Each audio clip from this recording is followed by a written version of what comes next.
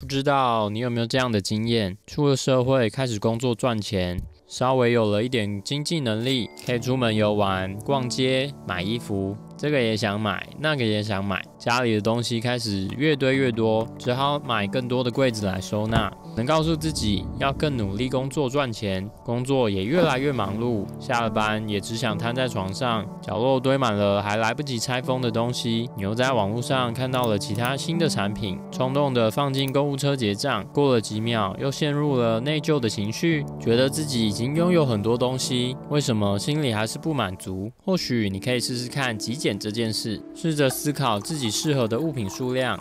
所有的东西都应该有它存在的意义，无论是发挥它的功能，或是帮助你打扫清洁、维持身体健康，或带给你快乐。当它存在的意义消失的时候，你就知道该适时的让它离开。过去几十年所累积的东西占据了你的生活空间，你知道你接下来会经历一段辛苦的过程。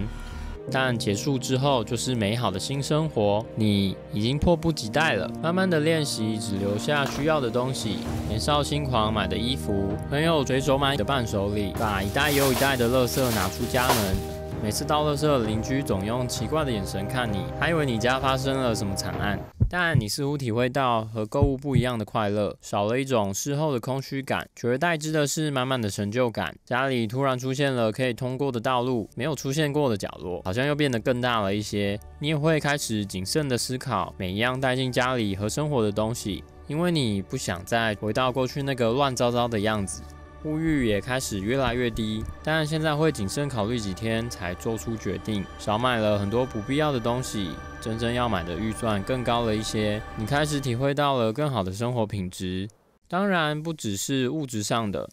你也会开始思考哪一些是对你好的，留下不好的丢掉。就像你知道那个总是约你去喝酒的朋友，相处起来很有趣，